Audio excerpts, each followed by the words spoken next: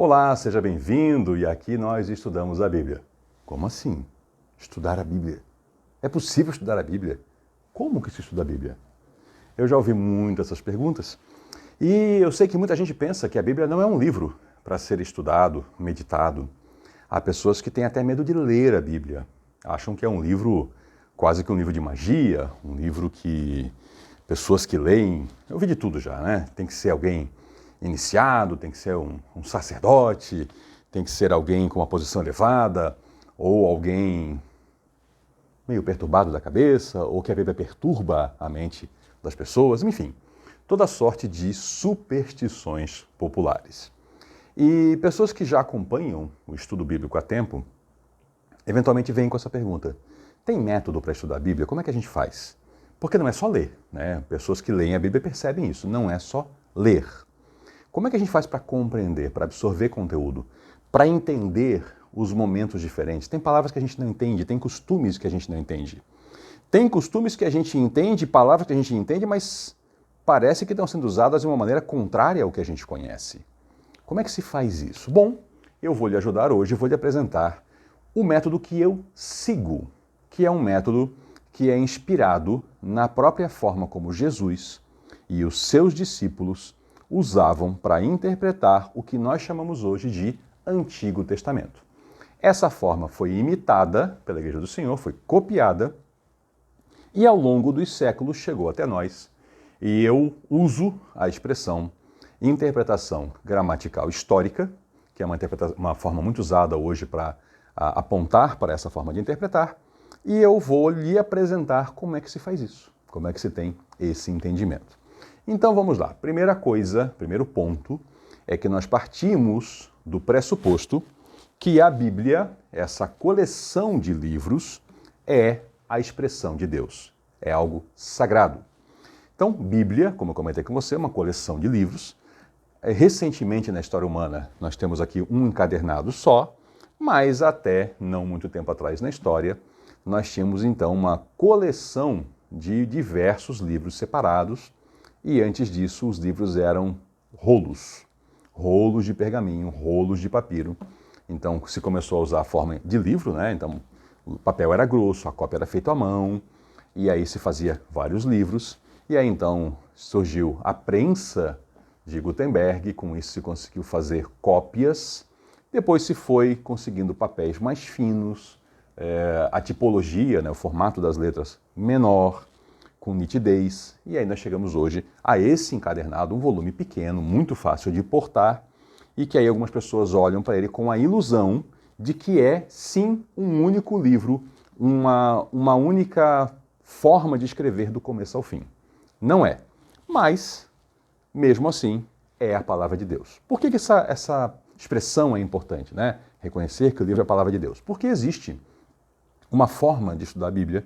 Ela é recente, ela foi criada no século XX, muito ruim, muito falha, ela comete muitos erros, e erros bastante grosseiros até, que parte do pressuposto que a Bíblia é só um livro e que a gente deve fazer uma interpretação à luz da realidade atual. Ou seja, nós pegamos os nossos conceitos, pegamos as nossas ideias e lançamos sobre um texto que foi concluído há quase 2000 anos atrás. Então, daí já vem erros tremendos, mas eu vou pegar aqui o gramatical histórico. Então, essa aqui é a palavra de Deus, esse aqui é um conjunto de diversos livros que compõem um só.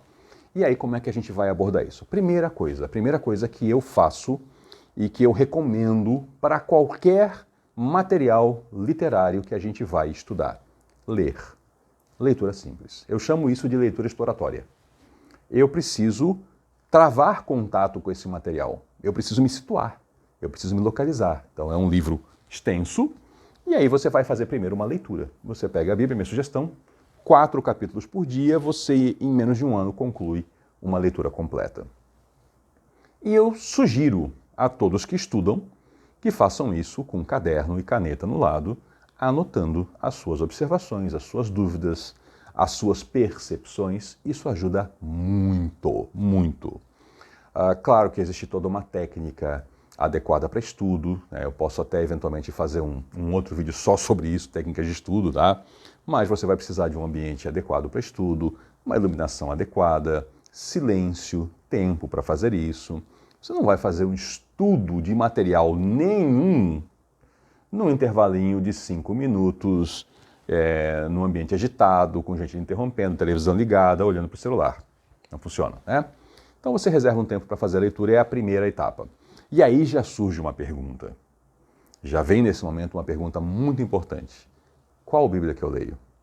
Existem várias Bíblias? Ou a Bíblia é uma só? Então eu lhe respondo. A Bíblia Sagrada, ela é uma só. Existem variantes dessa uma só, que são as traduções. Então você pega e você pode, por exemplo, encontrar uma Bíblia em francês, uma Bíblia em inglês, uma Bíblia em português. E dentro de cada idioma, as traduções são várias. Ao longo da história acontecem traduções diferentes. A Bíblia mesmo ela foi escrita, o Antigo Testamento, em hebraico, com porçõezinhas em aramaico e o Novo em grego. Se você não consegue ler hebraico, aramaico e grego, vai ter que ler no seu idioma. Então tem que selecionar uma tradução que seja adequada. Existem traduções na língua portuguesa que são traduções já de traduções. Então, por exemplo, alguém traduziu para o inglês a Bíblia e aí uma equipe foi lá e do inglês trouxe para o português.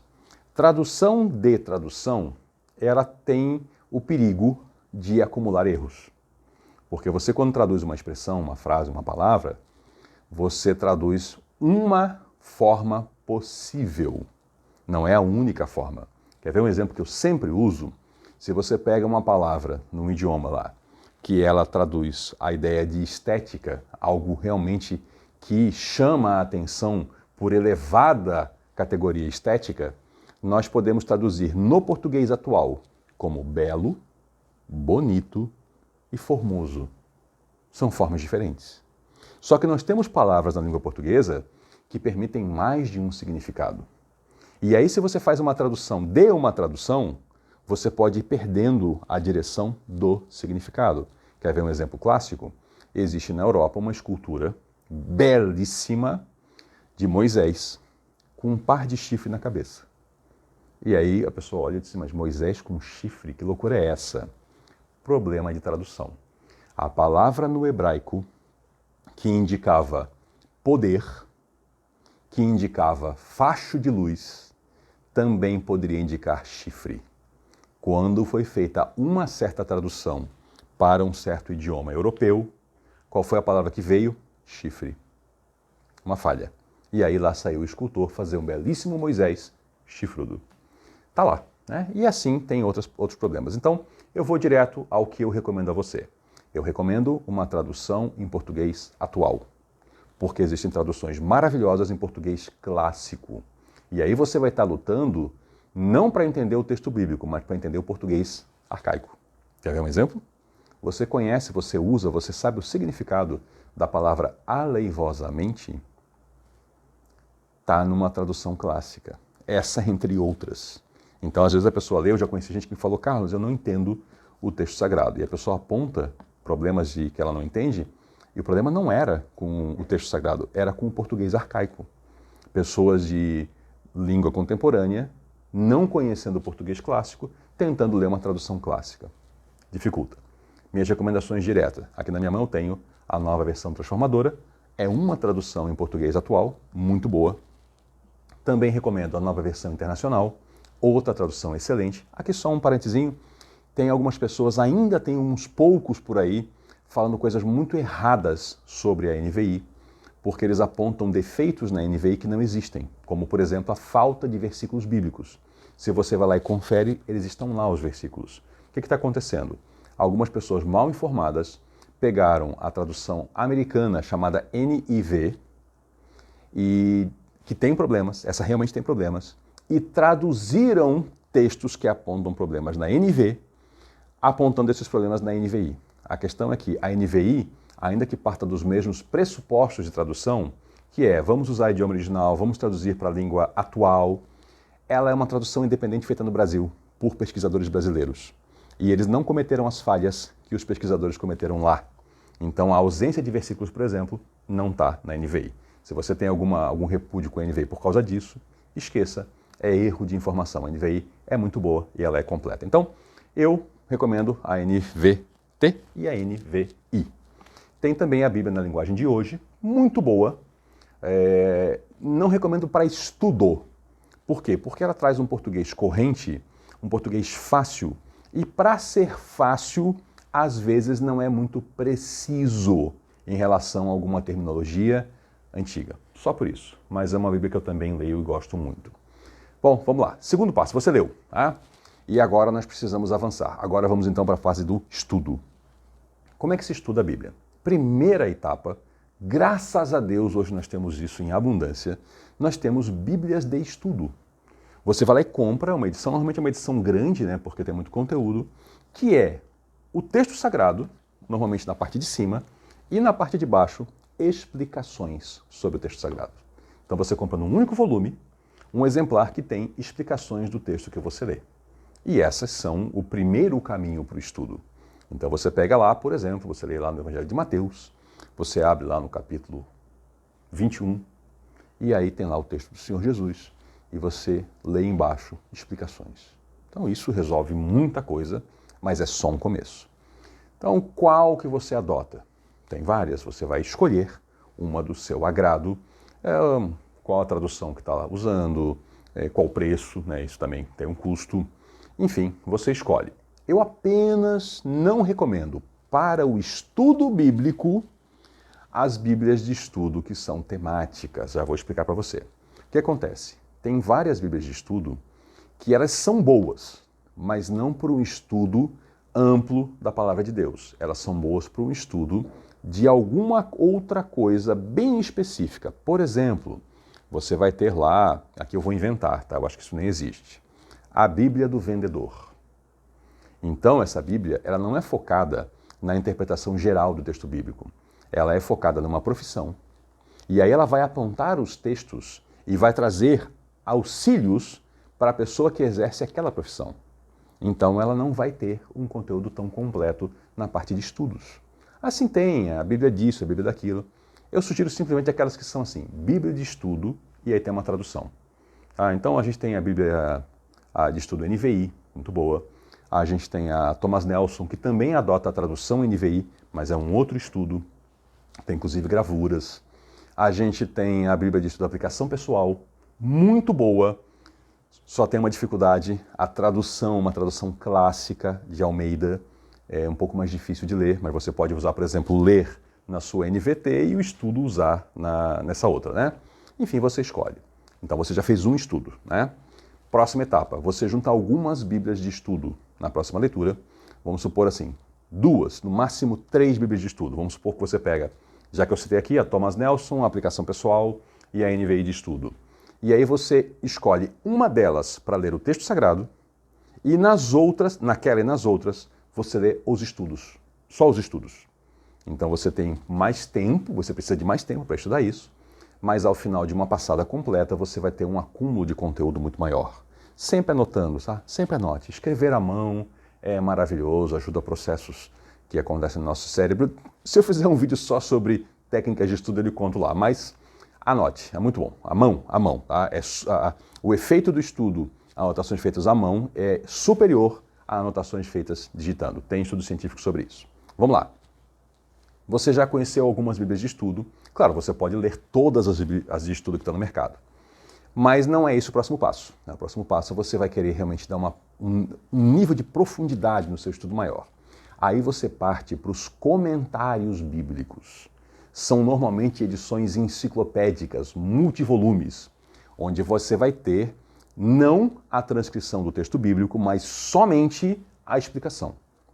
Até tem às vezes uma frasezinha ou outra transcrita, mas a ideia é volumes e volumes de explicação.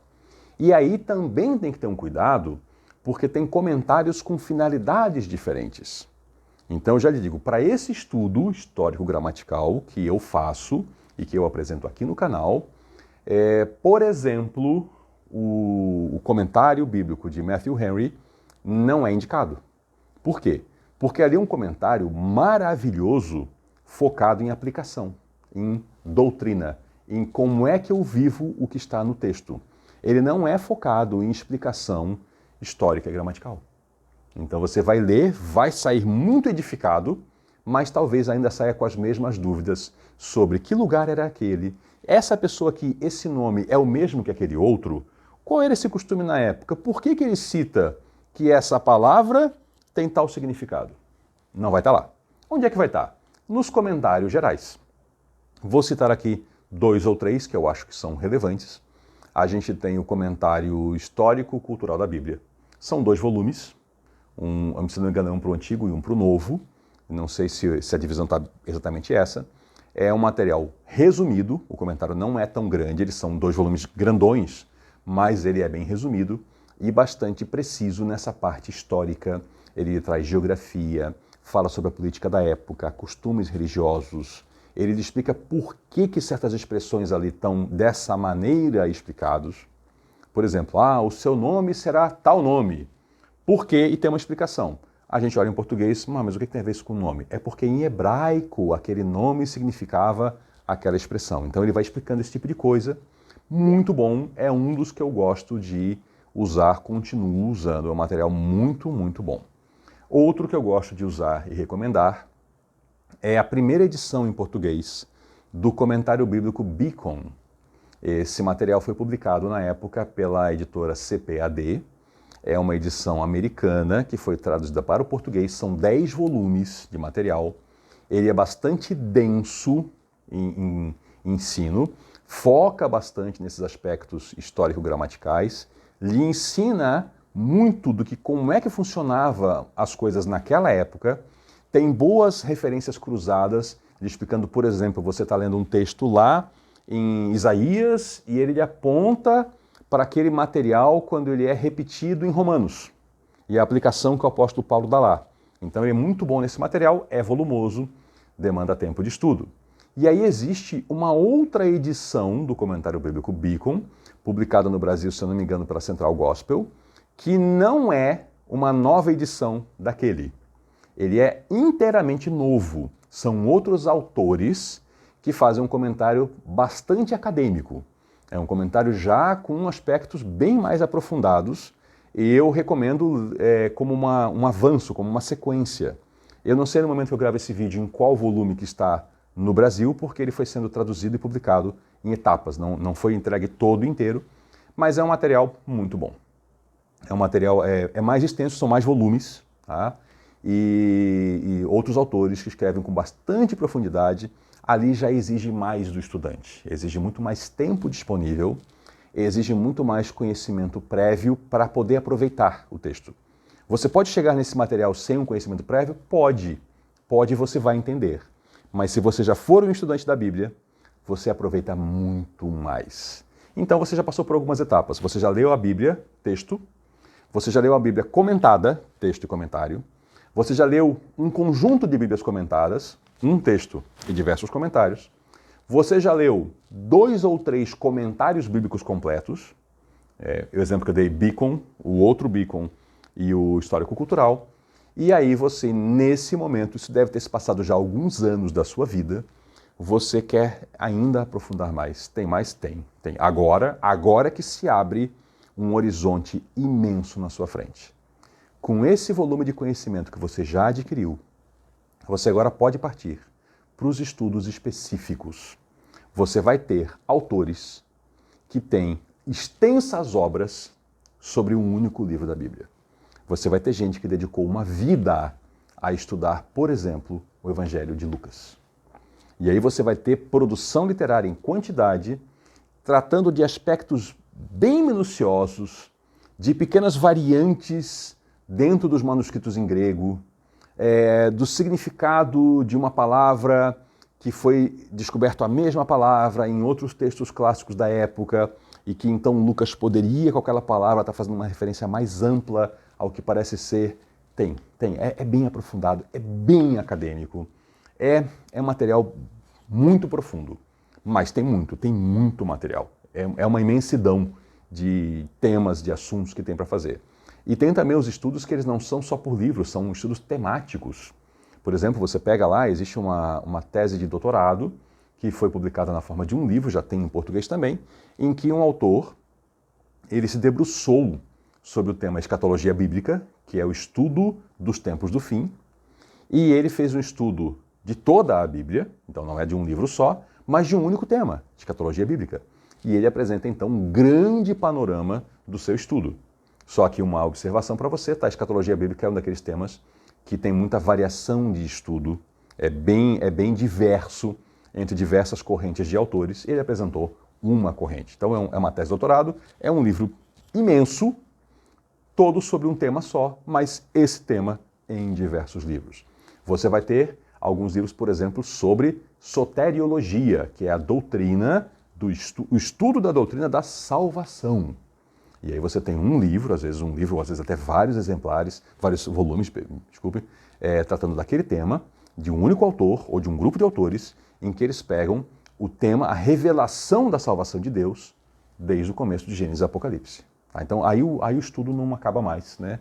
E como escreveu Salomão, não existe limite para estudar ou para escrever livros.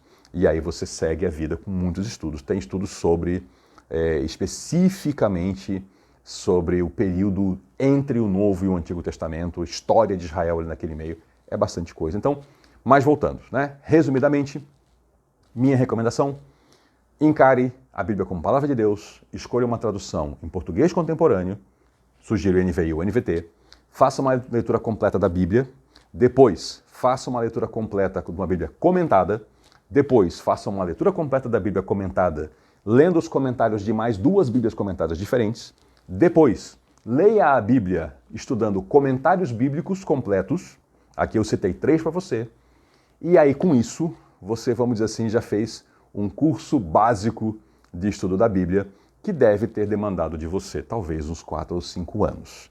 E aí o seu conteúdo vai ser bem extenso, bem profundo.